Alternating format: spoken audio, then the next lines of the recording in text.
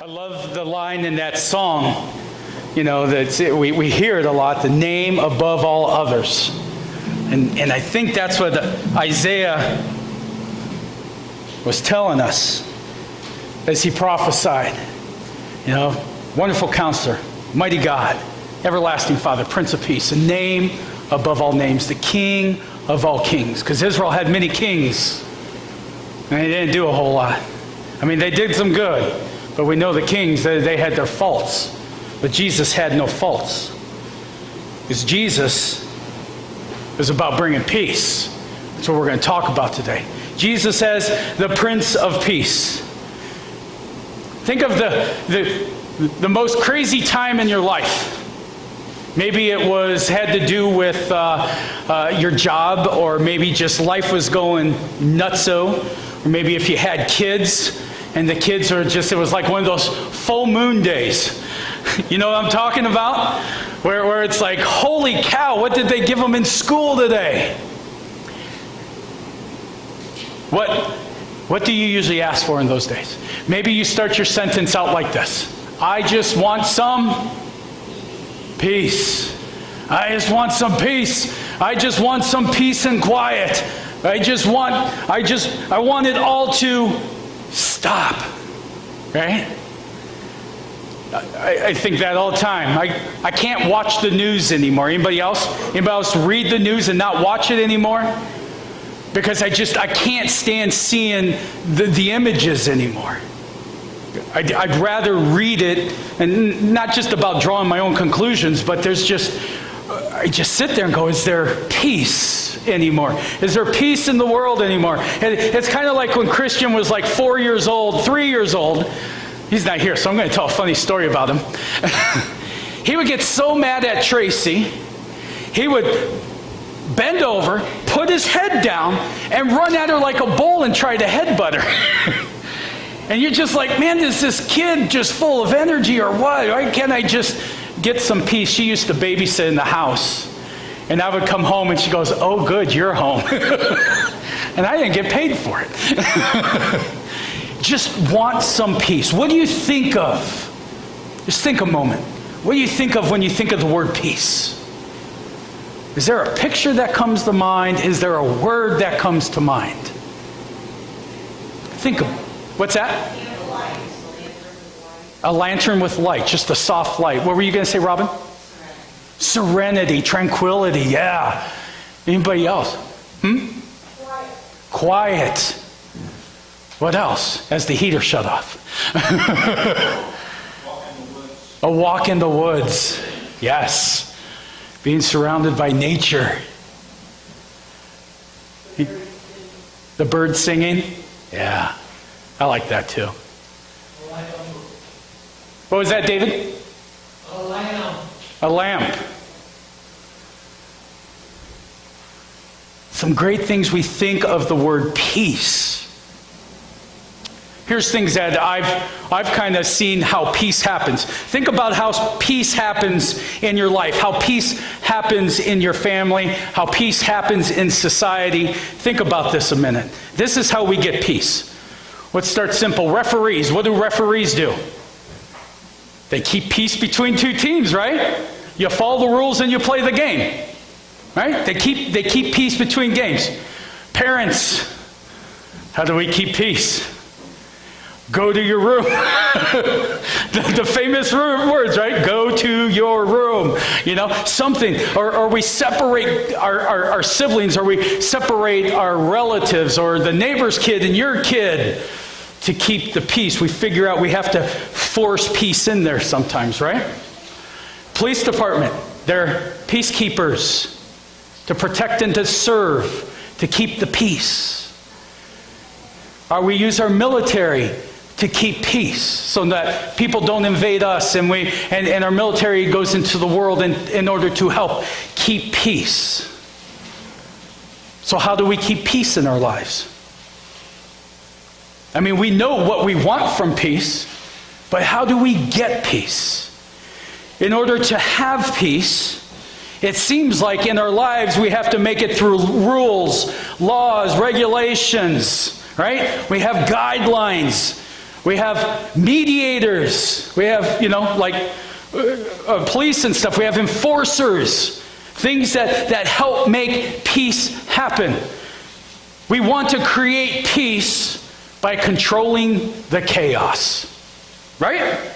And that's how we keep peace in our lives, in the world. We create peace by controlling the chaos. We do that through the rules. We do that through mediators. We do that through enforcers. We have judges. We have parents. We have, God bless you, grandparents for keeping us all together. Right? We have mediators and things like that. We get to show who is in charge. Sometimes we just got to show I'm in charge. And we have this rule, this unwritten rule, or it's a written rule. If you obey, there will be peace.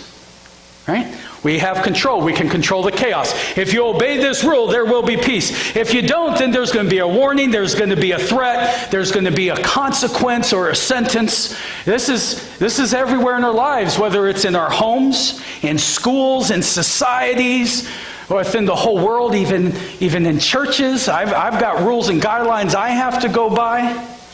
At the core of who we are and what we have learned, we feel that peace won't happen on its own, and we have to make it happen. Would you agree with that? For the most part, would you agree with that? I don't think that's too big of an off statement, that the only way we can have peace is if we make it happen. The Romans felt the same way we do. That in order to have peace, they had to make it happen. In the time that Jesus lived, in the time of his birth, there's a time in the Roman Empire called the Pox Romana. Anybody ever hear that terminology before? The Pox Romana? It's Latin, meaning Roman peace. This was a time of peace in Rome. It started around 27 BC, before Jesus was born, and it lasted to about 150 years after Jesus' resurrection. So all this time, there was this Roman peace. And basically what happened, because I think we all know Rome was the world power at that time, taking over countries and provinces. And these provinces that they would take over, here's what they would tell them. You can continue to be you. You can continue. We will give you peace. You can rule. You can govern however you want. But here's what you have to do. You have to give taxes to Caesar. And our military power is what rules over you. Those are your two conditions, basically. I mean, there was others, but those are your two main conditions. You do that, and you're going to have peace. You follow these rules. If you obey, then there will be peace. And there's good things that came out of this time in the Pox Romana. They built, it started to open up trade more, because they had provinces all around the sea. And so they got to go and trade with ships and things like that they haven't been able to do before. Better road systems were made. Arts and technology started to skyrocket in ways that they had never done before. The army was a big army that helped keep the peace. But when you look into the basic, into the felt need of the Roman, this Pax Romana, the peace in Rome, it wasn't really a peaceful peace. It brought a feeling of peace, but hands got dirty doing it.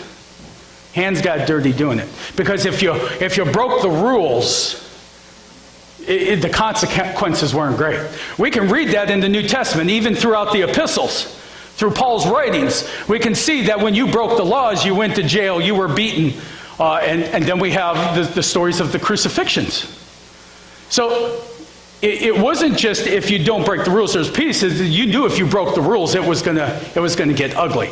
So the peace of Rome was about politics. It was about power. It was about money. It was about selfishness. Living in the peace of Rome meant living in peace under threats of violence. If you obeyed, you had peace. If you didn't, life wouldn't be so pretty. Then comes Jesus. This Prince of Peace that Isaiah talked about. This Prince of Peace who was born during this time of the Pax Romana, this Roman peace time. But he came to offer a different type of peace. A different type of peace. A new peace. Not a Roman peace, not an earthly peace. A peace that was different. It wasn't something about ruling over people or forcing peace. It was something personal. One that would completely restore relationships with God. The Prince of Peace. And this idea of peace, if you do a word study, and then the Bible with the Old Testament, this word peace comes from the word shalom. Anybody ever hear that word before? Shalom? I'm not going to go into too big a depth in the word shalom, but it's a beautiful word. The more I study it, the more that I fall in love with it. Because we have a greeting and a farewell, right? When I come to your house, or you come to my house, or I see you walking, or we see each other in church, we say, hello, good morning, right? Or we see, or if we're leaving, we go, have a good day, goodbye. You know, very cordial, very nice. I don't know why I did a curtsy there, but I did. You know, we do that. It's nice. It's this nice thing we do. But shalom is so different. It's deeper. It's not just a greeting when someone comes in and you say shalom, or when they leave they say shalom. It means that you are wishing them good health and safety and prosperity, and that they have good welfare, that anything in their life is restored, that there is a wholeness in their lives, that there's completion in their lives. It's like when you say hello, when you hear people say shalom, they're not just saying hello. What they're saying is, may health and prosperity be with you. May you be well. So when you come in and if someone would say shalom, they're going, I hope that everything is peaceful. I hope that you have good welfare. I hope that you're healthy. I hope that your family's complete and happy. And then when they leave and you say shalom, it's the same thing, except it's like them going out with a blessing. And you're going, oh, I hope that the rest of your day is well. And that's peaceful. And you have completeness. And you have wholeness in your life. Paul shows us this in a good way in 2 Thessalonians 3, verse 16. If you read the letters from Paul, Paul was Jewish before he became a Christian. And so he kept a lot of the Jewish customs and ideas. And so his shalom was done in a letter. And so this is at the end of the letter to the second letter to Thessalonians. And now knowing this idea of shalom and peace in that way, listen to how Paul ends this. He says, now may the Lord of peace, may the Lord of shalom himself give you his peace, give you his shalom, his goodness, his welfare, his completeness at all times and in every situation. The Lord be with you all. Sounds a little different now, doesn't it? Sounds a little more personal. Sounds a little more like this life-changing relationship that Jesus wants to have with us. When we talk about peace as shalom, it's different because Jesus is the Prince of Peace. He is the bringer of shalom. And during the time of peace that people thought was good, during this Pox Romana, they thought it was good because at least they weren't fighting anymore. Jesus all of a sudden is bringing a better and a newer and a deeper and a more personal type of peace. And this conflicted with what the Romans wanted, and even some of the Jewish leaders, because they were worried about politics and power and themselves. There's a rabbi that was here in the United States. He died about 30 years ago. His name's Robert Kahn. And he did some writings on the difference between the Pox Romana and Shalom. He even did some discussions with Billy Graham. I've been trying to find them online, and I can't find them anywhere because I'd really like to see them. But here's three ways in which he describes. He's got many other ways that describes the difference between the Roman peace and the peace Jesus, or this Shalom peace, what we believe Jesus' peace. He said, in Pox Romana, one person dictates the peace. In Rome, who's that one person? Caesar, right? Caesar. We're either at peace with them or we're at war with them. Are they going to follow the rules or not? In Shalom, it's a mutual agreement, right? Where we both give each other shalom. In Rome, there's a temporary pact. It can be broken at any time. You can do this. If you don't do it, the peace is gone. But in Shalom, it's a permanent covenant. Now let's look at this idea of permanent covenant through the eyes of Jesus of Shalom. When we come to the table for the Lord's Supper, we bless the cup. And Jesus says, this is my blood of the new covenant. The new covenant, a permanent covenant. Jesus says, I fulfilled the old covenant. This is the new covenant I now have with you. And it's permanent. It's not temporary. I'm not taking it back. And so Jesus brings, as a Prince of Peace, this different type of peace. And then finally, in the Pox Romana, in the Roman peace, peace is partial. They can pick and choose. It's like having family and in-laws, because in-laws is always a fun thing, right? I like this in-law, but I don't like this in-law. I like this in-law, I don't like this in-law. Or I like this sister, but I don't like this brother. Or I just don't like your mom. Whatever it may be. John 3:16. This peace, this shalom Jesus brings, it's not partial. God so loved the world that he sent his one and only Son, and whoever believes will not perish but have eternal life. Who did he come for? He came for the whole world, not partial of the world. Not this country, this country, this country, or this country, but the whole world. He wants the whole world to be saved.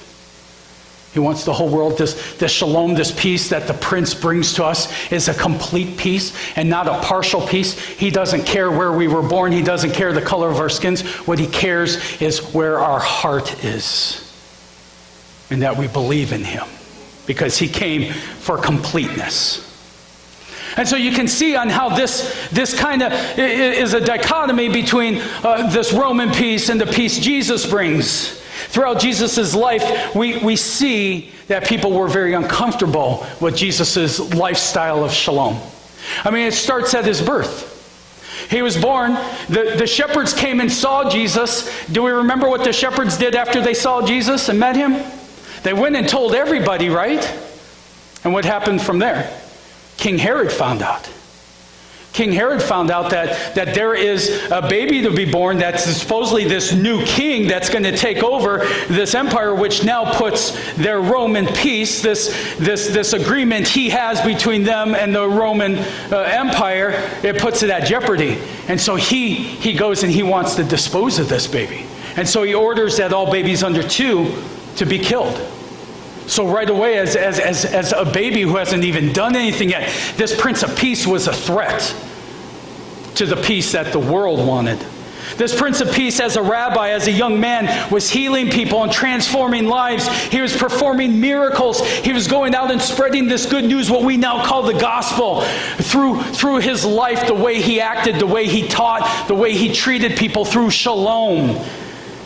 And leaders within the Jewish people and leaders within the Roman Empire, this made them afraid and angry.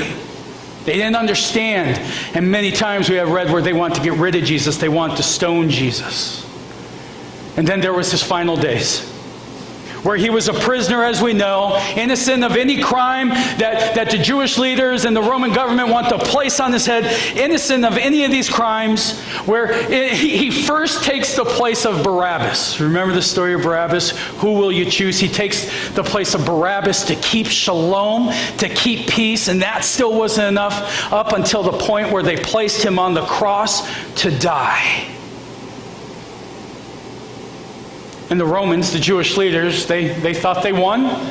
They thought they got their way. This man that was creating stirs through his teachings, through his life actions, through his miracles, the way he was bringing peace differently, how he wasn't judging people, how he was loving people. They thought they won. They used threats. They used court systems. They used beatings. They used violence. They used death to rid themselves of this peace that just didn't mix well with the Roman peace. And they thought they won. They thought they won their political peace. They thought they won their power. They got what they wanted selfishly. They were self-surviving whatever was going to create this division between them and Rome. They want to keep this Pox Romana. But they didn't win. Right? We know that, right? They didn't win. Hindsight's 20/20. We know Jesus died. He rose again. We know that. And Isaiah, just to skip us forward here a few months, Isaiah 53. He prophesies this. Isaiah 53, remember this one? But he was pierced for our transgressions. He was crushed for our iniquities. He was crushed for our sins. Read this differently now. The punishment that brought us peace, the punishment that brought us shalom was on him. And by his wounds, we are healed. They thought that they could destroy that peace. But they couldn't. Because Jesus lived and taught peace differently. Jesus said in John 18, he says this, he says, I am not of this world. My peace is not of this world. My peace is not of the Pox Romana. My peace is one of welfare and restoration and completeness and wholeness. It's personal. It's forever. It's a covenant. Jesus says, my peace isn't forced. It is in and through me. And nobody can take that away. But we will be tempted. I know I'm tempted. We're tempted to live in this peace like the Romans, in this Pox Romana time where we have to set these parameters and these rules and these guidelines, and we try to force peace. I see it every day. We want to self-preserve ourselves. We like to flex our controlling muscles. We like to lift up our nationalism like it's this point and only way of peace in the world. I see it when I read and when I watch the news. I see it on social media posts. I see it how we respond no differently than the Romans did. And it's hard to admit that we still have our parameters of peace, that we have to force it in there. We remember that Christ coming down as a child, dying and resurrecting, he had already fought that war. He had already won that war. The Prince of Peace has already given and shown us what true peace is, and how we live in shalom inwardly and outwardly. John 14, verse 27, Jesus says this, I am leaving you with a gift, peace, shalom, peace of mind and heart. The peace, the shalom I give you is a gift the world cannot give. So don't be troubled or afraid. I can't give you the peace that Jesus gives you. Your best friend, your spouse, your church can't give you the peace that Jesus can give you. Our country can't give us the peace that Jesus can give us, because Jesus' peace is not of this world. It's not from the mind of man. This is from the heart of God. And so Jesus says in John 16:33, these things I have spoken to you. Jesus says that in me you may have peace. You may have shalom. In the world you will have tribulation, because people don't see that peace. People don't understand that peace. Just like the Romans don't understand that peace. In the world you're going to have tribulation, but be of good cheer, because I have overcome the world. That peace that surpasses all understanding, Christ has already given us. So this Christmas, when we remember the birth of Christ, we remember him as our wonderful counselor. We remember him as our mighty God. We remember him as our everlasting Father. And we remember him as the only one that can bring us peace. He is the Prince of Peace, the Prince of Shalom. And as disciples of Jesus, we are called to be people of Shalom. We are called to be people of peace. It isn't easy to live in shalom. It isn't easy to live for shalom. It is counter to what we have learned and experienced in our lives. But Jesus has called us to be people of shalom. He is the Prince of Peace. And so maybe to this Christmas, maybe we ask ourselves as we begin and get ready to go into 2022, how can I be more a person of shalom, a person of peace? How can we as a church be a church of shalom, a church of peace, guided by the Prince of Peace? How do we bring peace on earth and goodwill towards everybody? Amen. Would you pray with me? Jesus, thank you for being our Prince of Peace. Thank you for loving us where we are. We're still trying to figure out. I know I'm still trying to figure out. It's so hard not to revert back to what we know, what we've learned, what we've been taught throughout our lives. And yet I believe in your word as a transforming word, a living word that will transform our hearts and our minds and our souls to be more peaceful. Guide us in our direction, guide us in our decisions. Put people in our paths that we are able to help them and they can help us find peace, to find shalom, to find wellness and prosperity and completeness, not of this world, but in you. All praise be to you, Jesus, our wonderful counselor, our everlasting Father, our mighty God, our Prince of Peace.